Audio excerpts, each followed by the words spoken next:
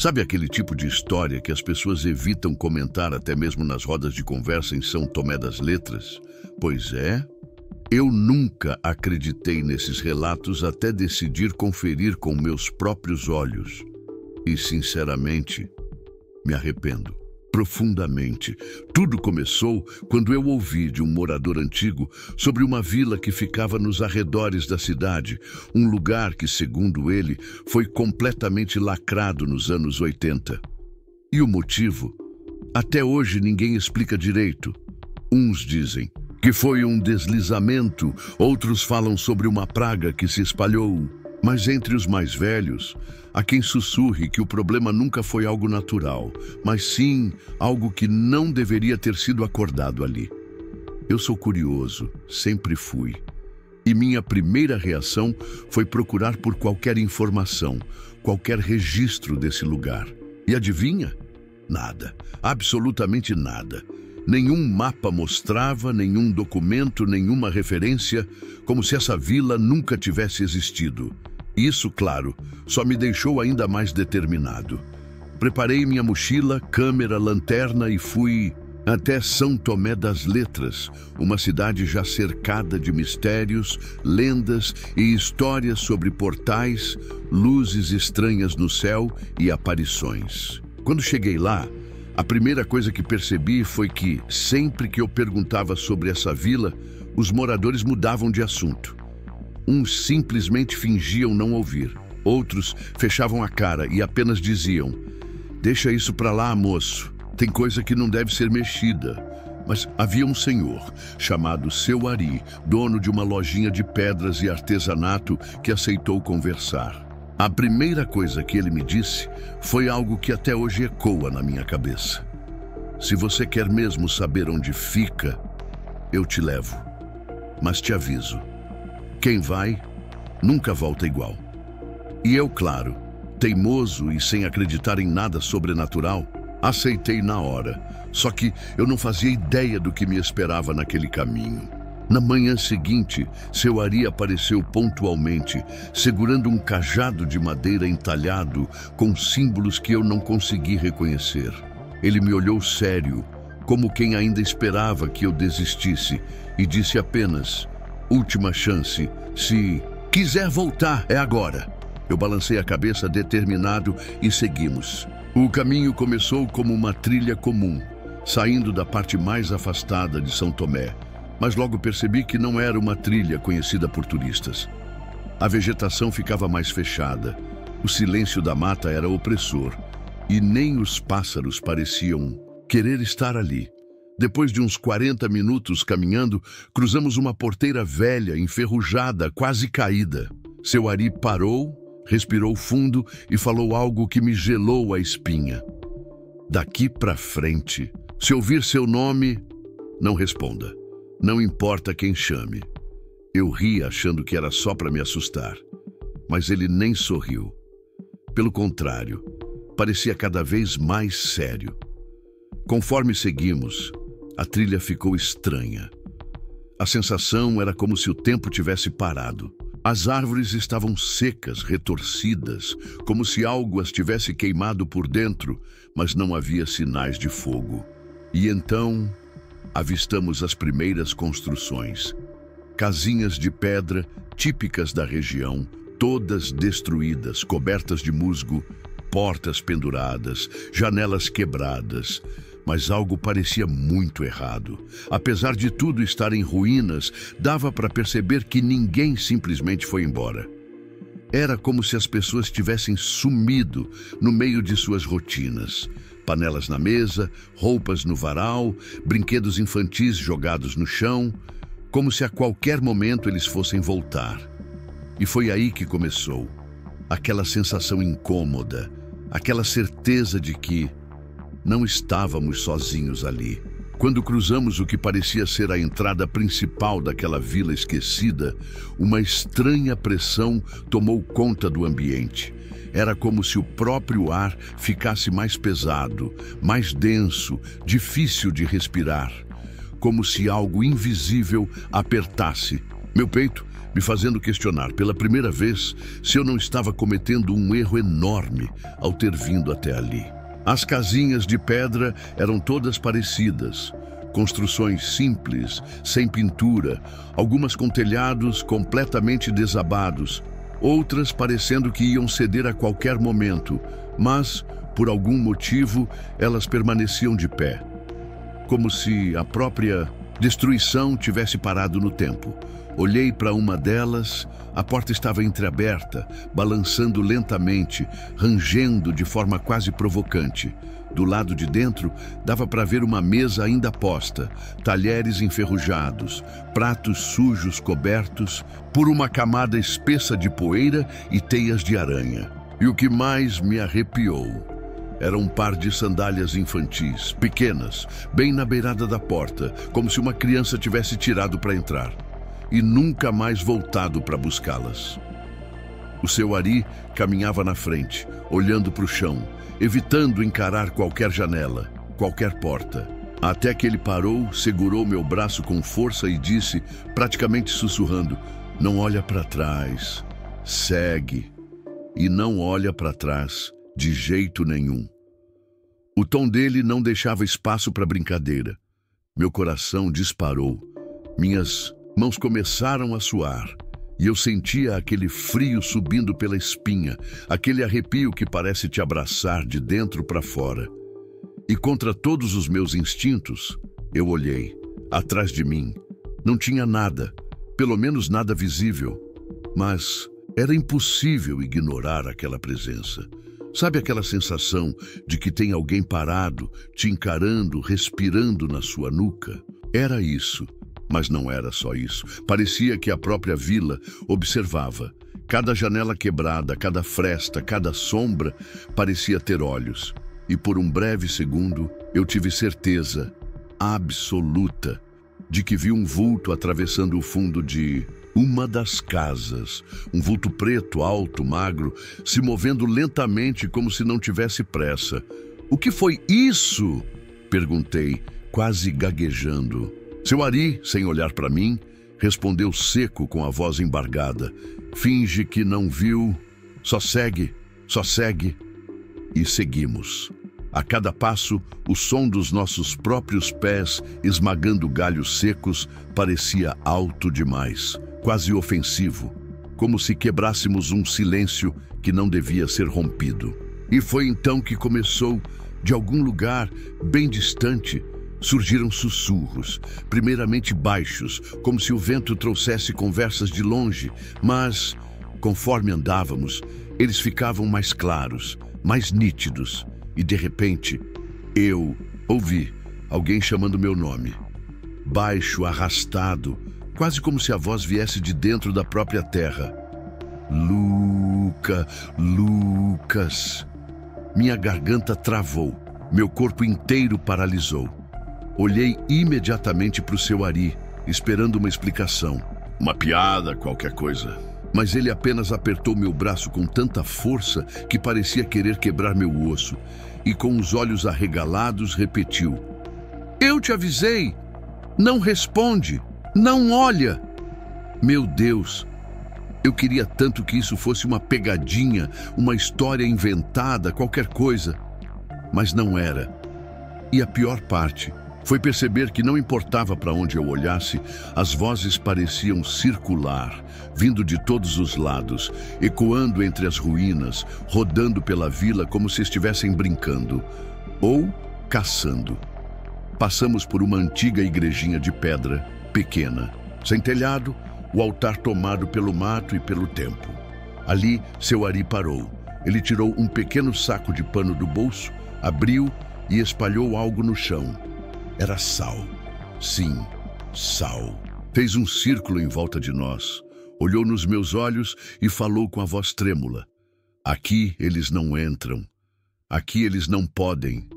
Pelo menos, não por enquanto." O velho então se sentou numa pedra, olhou para o horizonte e começou a contar. Não exatamente a história da vila, mas algo muito pior. Enquanto eu estava ali, Dentro daquele círculo de sal, traçado apressadamente por seu Ari, sentia meu coração batendo tão forte que parecia querer rasgar meu peito. As mãos tremiam e a boca estava seca, como se cada gota de saliva tivesse evaporado assim que pisamos naquele lugar amaldiçoado. E olhando nos olhos do velho, percebi que ele carregava um peso que provavelmente vinha de décadas. Um peso que nenhum ser humano deveria carregar, porque naquele momento ele começou a falar, não como quem conta uma história, mas como quem despeja um segredo que ficou trancado dentro da alma tempo demais. E sua voz saiu rouca, trêmula, quase falhando, enquanto dizia que aquela vila não era como qualquer outra, que ali nunca foi simplesmente um lugar de moradia e que muito antes de São Tomé das Letras ser conhecida por suas pedras, grutas e histórias de portais, essa vila já existia, isolada, escondida dos olhos de quem não deveria saber dela. Fundada por pessoas que fugiam, que se escondiam não da polícia nem de guerras, mas de algo muito pior. De algo que eles mesmos haviam despertado nas profundezas daquelas montanhas. Algo antigo, anterior à própria noção de bem e mal. Algo que, segundo ele, sequer deveria ter nome e talvez por isso nunca ninguém ousou nomear, mas que de alguma forma ficou preso ali, selado, acorrentado não por grades, mas por rituais, símbolos e práticas esquecidas com o tempo, até que, décadas atrás, um grupo de forasteiros, garimpeiros, exploradores ou simplesmente curiosos, entrou onde não deveria, quebrou o que não deveria e acordou o que nunca deveria ter sido acordado. E desde aquele dia, a vila inteira foi condenada. As pessoas desapareceram. Não houve evacuação. Não houve fuga. Simplesmente sumiram, como se tivessem sido arrancadas da existência. E tudo o que restou foram as casas vazias, os objetos espalhados, como se o tempo tivesse congelado no exato segundo em que tudo aconteceu. E desde então, quem se aproxima sente. Quem ousa entrar, ouve, e quem ousa desafiar não volta, pelo menos não do mesmo jeito, porque, segundo seu Ari, aqueles que insistem, que zombam, que duvidam, acabam se tornando parte do próprio ciclo, como se as vozes que rondam a vila fossem, na verdade, pedaços da consciência daqueles que um dia estiveram ali. E é por isso que os sussurros chamam pelo nome, porque eles sabem quem você é, sabem que você está ali e fazem de tudo para te atrair, te confundir, te fazer cruzar a linha que separa o nosso mundo do deles. E enquanto ele falava, eu comecei a sentir algo estranho, como se a temperatura caísse subitamente. Uma névoa fina começou a se formar, rastejando pelo chão, subindo pelas ruínas, e junto dela, aquele cheiro, um cheiro azedo, de terra molhada misturada com alguma coisa podre, algo que parecia se infiltrar nas narinas, na pele, no próprio pensamento. E foi nesse exato instante que, vindo da direção da antiga escola da vila, um som diferente rompeu o silêncio. Não eram mais sussurros, nem passos, nem rangidos.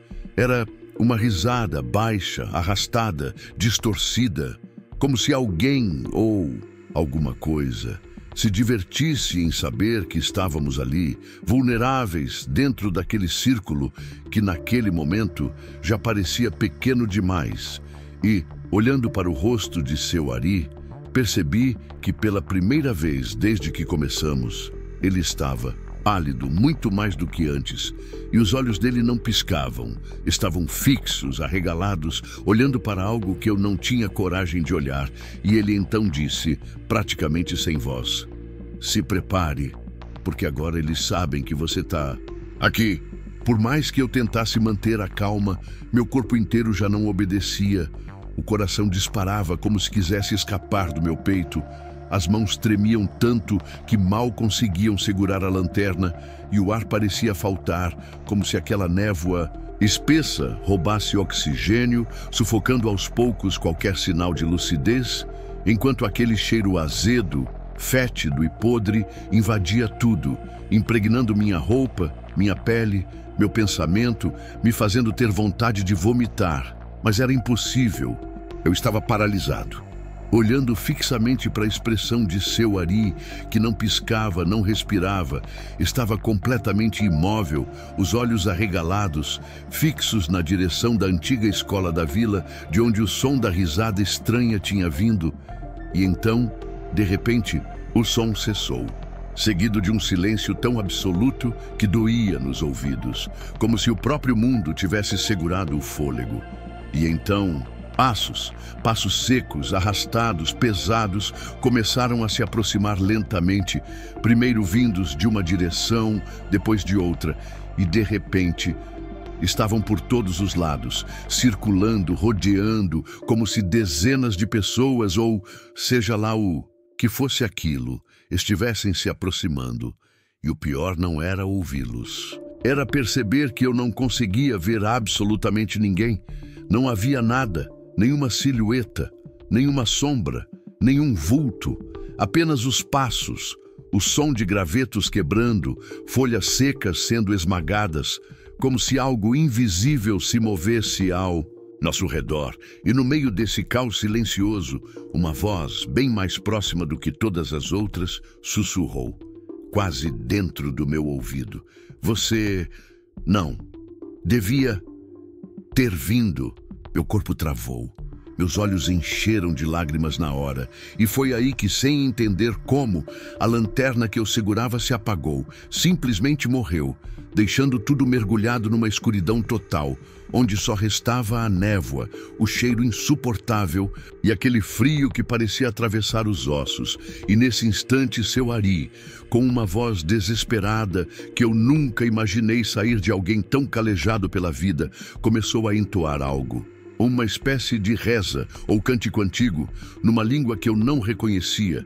Era rouco, arrastado, gutural, e a cada palavra que ele dizia, parecia que o próprio chão vibrava, como se a terra tremesse levemente sob nossos pés.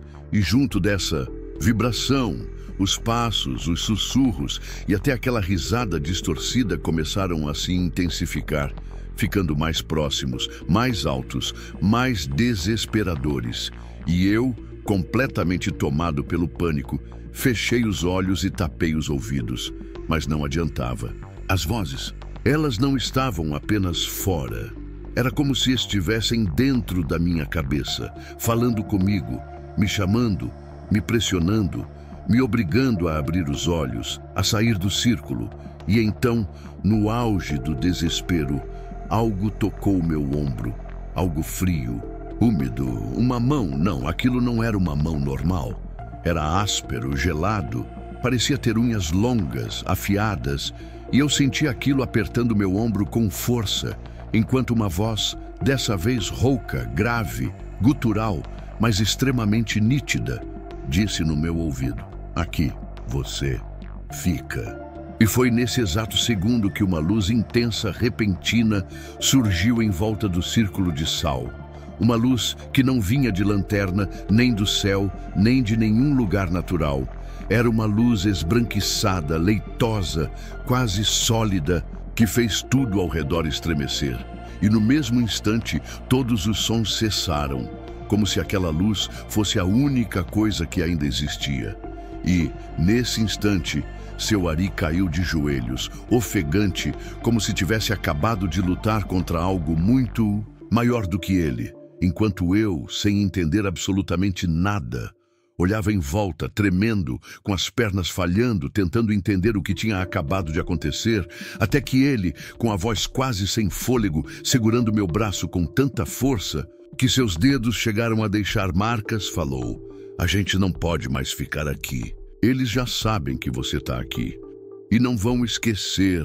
E nesse exato momento, olhando para o fundo daquela névoa que começava a se dissipar, eu vi, eu juro por tudo que é mais sagrado, Eu-se, parado na porta da antiga escola, uma figura alta, magra, encurvada.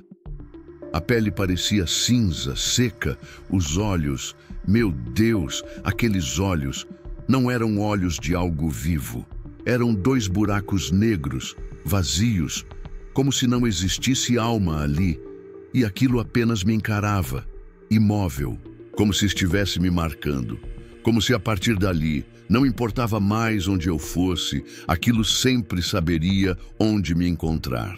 Por mais que minha mente tentasse encontrar uma explicação lógica para tudo aquilo, era simplesmente impossível, porque aquela figura parada na porta da antiga escola não fazia sentido sob nenhuma ótica humana. Não era uma pessoa, não era um animal, não era algo que deveria existir no nosso mundo.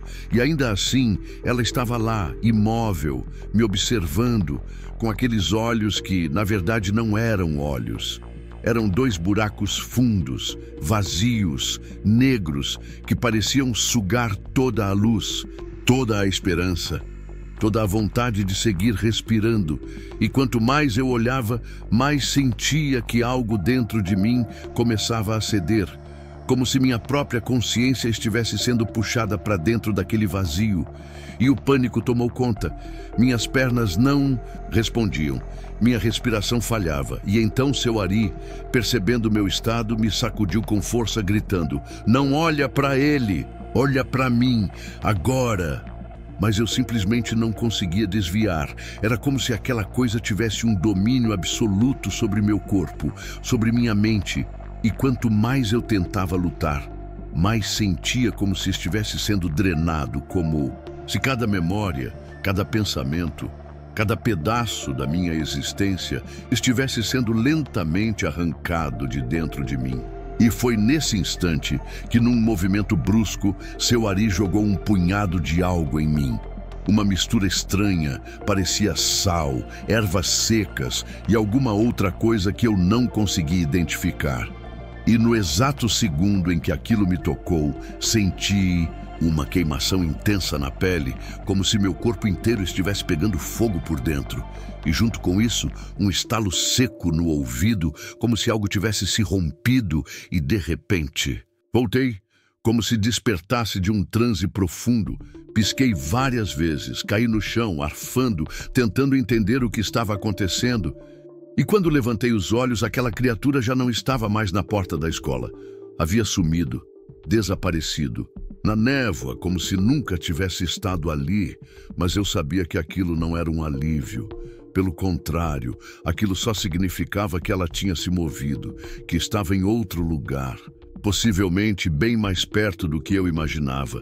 E seu Ari, pálido, suando frio, respirando como quem tinha acabado de correr uma maratona, me puxou pelo braço e disse, com a voz rouca e trêmula: "A gente precisa sair daqui. Agora, antes que seja tarde demais, antes que eles fechem as saídas, antes que o caminho simplesmente desapareça." E mesmo sem entender direito o que ele queria dizer com isso, eu me levantei, tropeçando, com as pernas bambas, e começamos a andar apressados, quase correndo, passando por aquelas ruínas que agora pareciam ainda mais hostis, mais ameaçadoras. E, enquanto caminhávamos, os sons voltaram. Primeiro passos, depois sussurros, depois aquele som que eu nunca vou esquecer. Um choro. Mas não era um choro normal. Era um choro infantil, vindo de uma das casas à nossa esquerda. Um choro que misturava tristeza, desespero e dor, e que me fez congelar na mesma hora, porque por mais apavorado que eu estivesse, algo dentro de mim gritava para ajudar, para procurar, para ver quem estava chorando. E quando olhei na direção da casa, eu vi uma pequena silhueta parada na porta. Parecia uma criança, com uma camisola branca, suja, rasgada, olhando para mim. E mesmo sem conseguir ver o rosto dela direito por causa da névoa, eu percebi que não era uma criança, que aquilo não era humano. E nesse exato instante, a silhueta deu um passo para frente e do nada todos os sons cessaram mais uma vez. A névoa pareceu se abrir só naquele espaço e eu vi com clareza o rosto dela. Ou melhor, a ausência de rosto, porque ali, onde deveria haver olhos, boca, nariz, não havia absolutamente nada. Era uma superfície lisa, pálida, opaca, como se alguém tivesse moldado a cabeça de uma criança e esquecido de esculpir os traços. E aquela coisa apenas me encarava, imóvel, inclinando levemente a cabeça de um lado para o outro, como se estivesse me analisando, me estudando. E nesse exato momento, seu Ari praticamente me arrastou, gritando: "Não olha, não responde, não escuta, anda logo, pelo amor de Deus." E foi aí que eu entendi que tudo naquela vila, absolutamente tudo, tinha sido feito para atrair, para seduzir, para enganar, e que qualquer erro, qualquer resposta, qualquer passo, fora do caminho, qualquer olhar, poderia ser o suficiente para nunca mais sair dali, para se tornar mais uma voz que sussurra, mais uma sombra na névoa, mais um daqueles que nunca voltam. O que aconteceu depois foi algo que nem nos meus piores pesadelos eu teria imaginado. Porque quanto mais a gente tentava se afastar daquela figura sem rosto, mais parecia que a própria vila se fechava ao nosso redor, como se as ruínas mudassem de lugar, as trilhas sumissem, os caminhos simplesmente desaparecessem e tudo se transformasse num labirinto de pedra, mato e névoa, onde cada esquina parecia nos levar de volta para o mesmo ponto, para o mesmo cenário, para as mesmas construções destruídas. E o pânico começou a tomar conta de mim de um jeito que eu nunca tinha sentido antes. Meu corpo inteiro tremia, meu estômago revirava, minhas pernas pareciam querer me abandonar. E eu já não sabia se o que eu sentia era medo, desespero ou simplesmente a certeza de que não sairíamos dali vivos. E então, no meio daquele desespero, seu Ari parou abruptamente, levantou a mão e mandou eu ficar em silêncio absoluto. E eu, sem entender nada, obedeci imediatamente. E foi então que percebi que não era só o som dos nossos passos que tinha sumido, era tudo, absolutamente tudo. O som do vento, dos pássaros, das folhas, até mesmo da nossa respiração. Era como se estivéssemos dentro de uma bolha, num vazio onde o som não existia. E foi exatamente nesse instante que eu percebi que a névoa que nos cercava começou a se movimentar. Não como fumaça ao vento, mas como se tivesse vida, como se moldasse, se formasse, se erguesse. E diante dos meus olhos aterrorizados, ela tomou forma, primeiro um contorno, depois uma silhueta, depois aquilo, uma figura alta, esguia, de braços longos demais para o corpo, com dedos que mais pareciam garras, e uma cabeça desproporcional, oval, inclinada, onde, mais uma vez, não havia rosto, apenas aquela superfície lisa, pálida, leitosa, que parecia pulsar levemente, como se respirasse. E quando aquilo ficou completamente formado, um som rompeu o silêncio. Um som que não vinha dos ouvidos, mas de dentro da minha própria cabeça. Uma voz grave, distorcida, impossível de reproduzir, que dizia apenas: "Fica, fica, fica", repetindo isso como um mantra, me pressionando, me sugando, me fazendo perder completamente a noção de onde eu estava, de quem eu era, de que aquilo era real. E nesse momento, meu corpo inteiro travou, minhas pernas falharam e eu caí de joelhos, completamente vulnerável, com os olhos lacrimejando, o corpo tremendo e sentindo com toda certeza que eu estava a um passo, a um único passo, de simplesmente enlouquecer, de perder completamente a sanidade.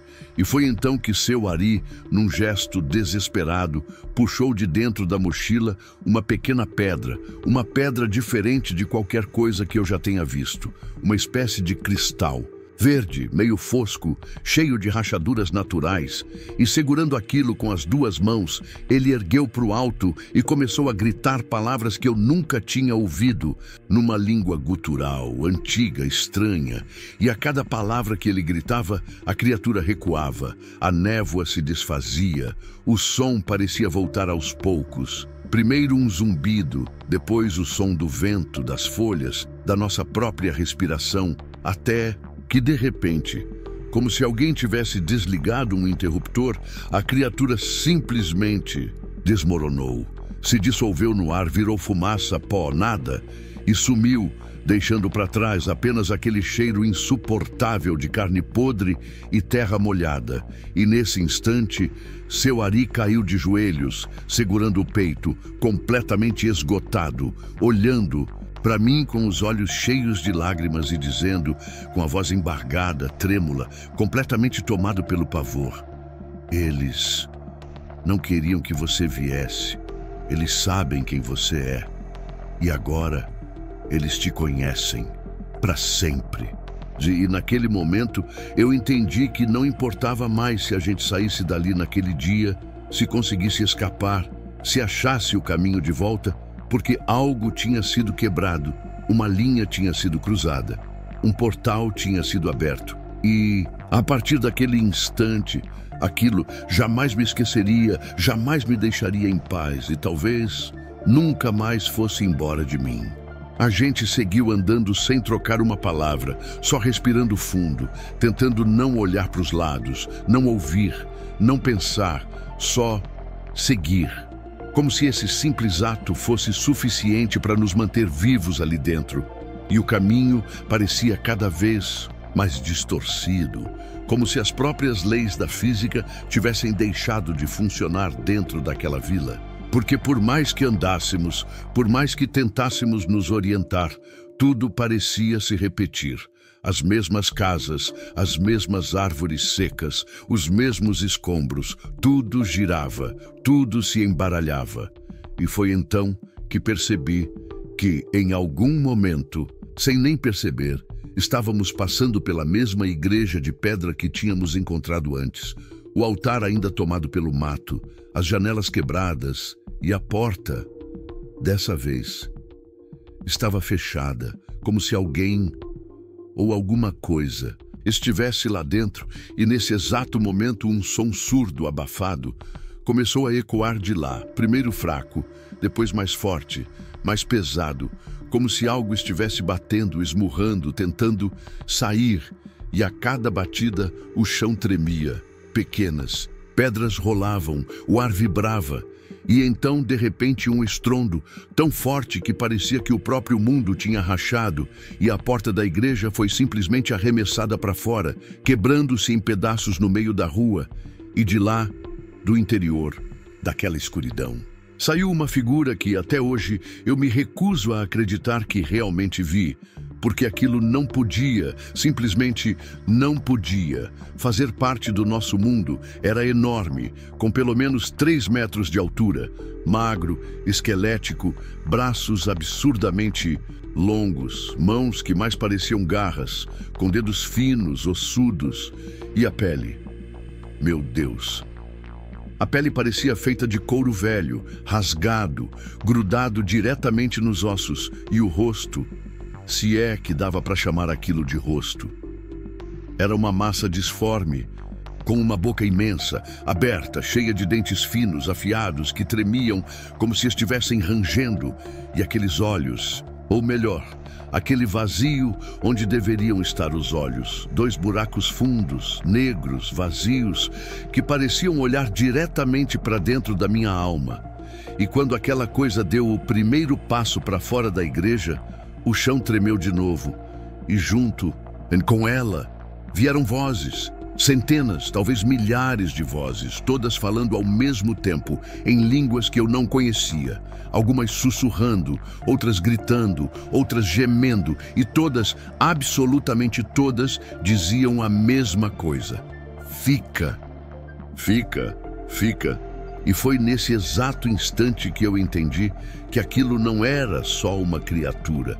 Era a manifestação de tudo que aquele lugar guardava de pior, de mais sombrio, de mais maligno, e que de alguma forma tinha sido acordado. Talvez porque nossa presença ali, talvez porque cruzamos algum limite que nunca deveria ter sido cruzado.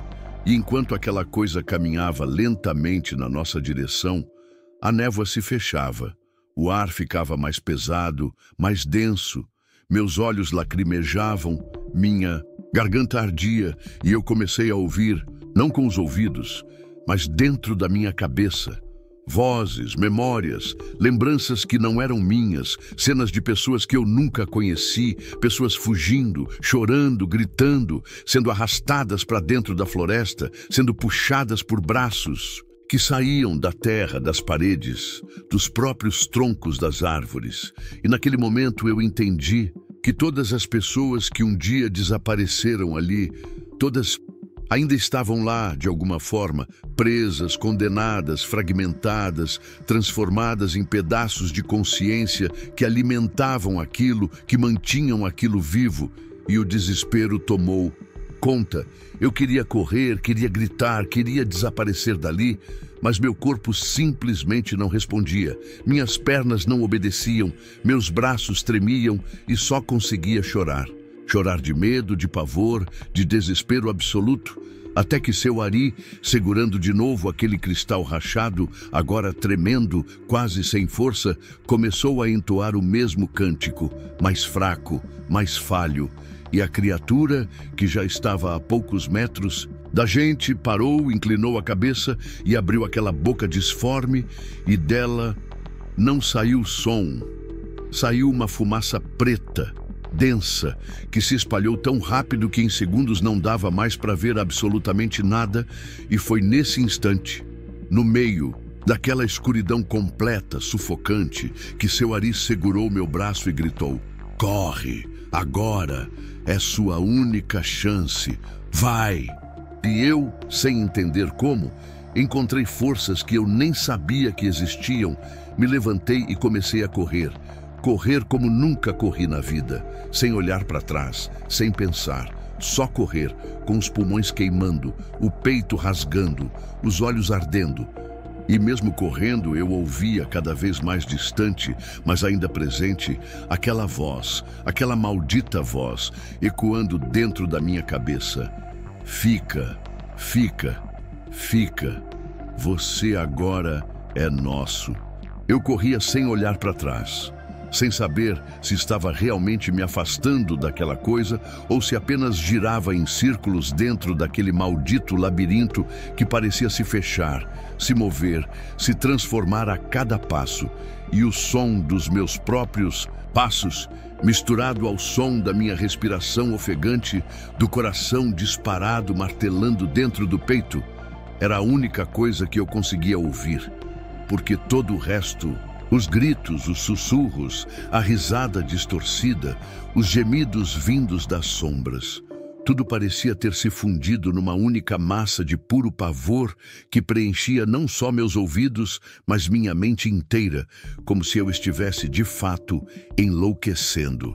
E por mais que minhas pernas doessem, que meu corpo pedisse para parar, que os pulmões queimassem a cada nova golfada de ar, eu sabia que se parasse, se olhasse para trás, se hesitasse por um único segundo, aquilo me alcançaria. E então, no meio da névoa, vi uma coisa que me fez quase desabar. Uma cerca, uma maldita cerca de arame farpado, velha, torta, quase coberta pelo mato. E além dela, uma trilha estreita, mas claramente uma saída. E eu não pensei, não calculei, só corri na direção da cerca. Me joguei contra ela, rasgando a roupa, arranhando braços, pernas, sentindo o ferro frio cortando a pele. Mas não importava, nada mais importava. Eu precisava sair dali, precisava agora. E do outro lado da cerca, seu Ari, com o rosto ensanguentado, ofegante, tremendo tanto que mal se mantinha de pé, gritava comigo desesperado: "Vem, vem logo, não para! Agora, é agora ou nunca." E quando finalmente consegui atravessar, quase caindo, me arrastando, ele me puxou. E juntos, tropeçando, correndo, escorregando, seguimos pela trilha que começava a clarear, a névoa ficando para trás, o cheiro de podre se dissipando aos poucos, e o som, aquele som maldito, cada vez mais distante, até que, depois de não sei quantos minutos, ou talvez horas, de fuga desesperada, cruzamos uma porteira antiga, que eu reconheci como sendo aquela mesma por onde entramos no início, e no exato segundo em que atravessamos, um silêncio absoluto se fez, como se alguém tivesse desligado um botão e a trilha atrás de nós simplesmente não estava mais lá. Não havia mais nada, absolutamente nada.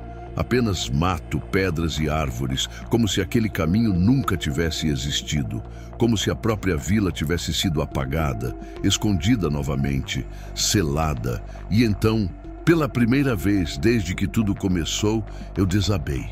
Caí de joelhos no chão chorando, tremendo, sem conseguir entender como ainda estava vivo, como tinha saído dali, e olhei para o lado, esperando encontrar seu Ari. Mas ele não estava lá. Simplesmente tinha sumido, desaparecido, como se nunca tivesse me acompanhado, e nesse instante um frio cortante percorreu minha espinha, porque eu percebi que, na verdade, durante toda a corrida, durante toda aquela fuga insana, em nenhum momento eu tinha olhado para trás para confirmar se ele realmente estava vindo comigo. E agora, olhando em volta, não havia sinal dele, nenhum, nada, nem pegadas, nem barulho, nem rastro. E foi aí que percebi, com um nó na garganta e as lágrimas escorrendo no rosto, que talvez ele nunca tenha saído de lá. Talvez ele tenha ficado. Talvez ele tenha me dado a única chance de escapar, se sacrificando. Ou talvez, só talvez, ele nunca tenha existido de verdade. Talvez ele fosse parte daquele lugar, uma espécie de guardião ou uma alma condenada que, por algum motivo que nunca vou entender, decidiu me ajudar a sair. E nesse exato momento, enquanto eu tentava organizar meus pensamentos, enquanto tremia de frio, de medo, de choque, senti meu celular vibrar no bolso, algo que eu tinha certeza que estava sem sinal durante toda aquela jornada. E quando peguei, tremendo, o visor acendeu e havia uma única notificação, uma mensagem, sem número, sem contato, sem remetente. Apenas um texto simples, com 3 palavras que gelaram meu sangue, que fizeram minhas mãos tremerem tanto que quase derrubei o aparelho. Isso não acabou. Naquele momento, segurando o celular tremendo nas mãos, olhando fixamente para aquela mensagem que parecia não fazer sentido, mas ao mesmo tempo fazia todo o sentido do mundo, meu corpo inteiro congelou. Porque no fundo, bem no fundo, eu sabia que aquilo não era só uma coincidência, não era um erro, não era uma brincadeira, era um aviso claro, direto, assustador. E quando levantei os olhos, olhei em volta e percebi que, embora estivesse fora da vila, algo não estava certo. O céu tinha uma cor estranha, como se fosse mais escuro que o normal, mesmo sendo meio-dia. E o vento, antes apenas uma brisa, agora parecia carregar sussurros, vozes, frases desconexas, como se aquele lugar, aquela coisa, aquela presença, ainda estivesse me seguindo, ainda estivesse ligada a mim. E então, no meio da trilha de volta para a cidade, notei algo que fez minhas pernas falharem na hora.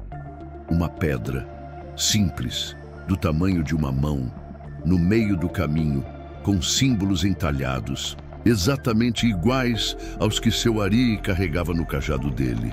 E mais do que isso, ao lado da pedra, estava o mesmo cristal verde, rachado, sujo, abandonado no chão, como se tivesse sido deixado ali, propositalmente. E quando me abaixei tremendo para pegar aquele cristal, percebi que ele ainda estava quente, como se tivesse acabado de ser usado. E nesse exato instante, um som, vindo da mata, me paralisou. Era uma voz, mas não era qualquer voz. Era a voz de seu Ari, clara, nítida, inconfundível, dizendo meu nome, Lucas. E foi só isso, apenas isso, mas foi suficiente para fazer meu corpo inteiro arrepiar, porque eu sabia que se respondesse, se falasse qualquer coisa, se desse qualquer sinal, aquilo que estava me chamando Não era ele.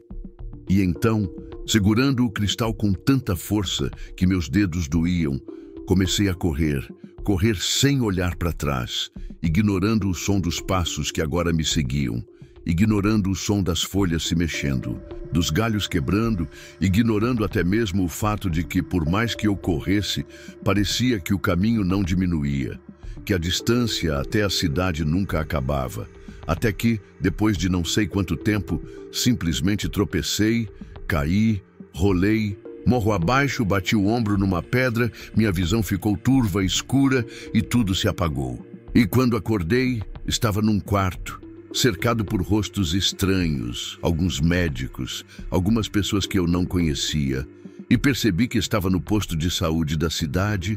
Alguém tinha me encontrado desacordado na beira de uma estrada, todo arranhado, com sinais claros de hipotermia, desidratado, falando coisas desconexas. E quando perguntei sobre seu Ari, ninguém sabia quem era, ninguém nunca tinha ouvido falar de ninguém com esse nome. E pior, a lojinha de pedras que eu tinha visitado no primeiro dia não existia. Não havia nenhum estabelecimento ali naquele endereço, como se nunca tivesse existido. E nesse momento, uma mistura de desespero, pavor e confusão tomou conta de mim. E a única coisa que eu queria era sair dali, voltar para casa, esquecer tudo aquilo, tentar convencer a mim mesmo que talvez tudo não tivesse passado de um delírio, de um surto, de um pesadelo. Mas no fundo, eu sabia. Sabia que não era, e tive a certeza absoluta disso quando, naquela mesma noite, já no meu quarto, tentando dormir, tentando não lembrar de nada, ouvi, vindo do corredor da minha casa, 3 batidas secas na porta, seguidas de um silêncio absoluto. E então, aquela mesma voz, rouca, arrastada, gutural, sussurrando bem baixinho do outro lado da porta fechada: "Isso não acabou." E naquele instante entendi que não importa onde eu esteja, não importa quanto tempo passe, não importa para onde eu vá, uma vez que você entra, uma vez que você pisa, uma vez que você vê aquele lugar, aquela vila, nunca mais te deixa ir embora de verdade.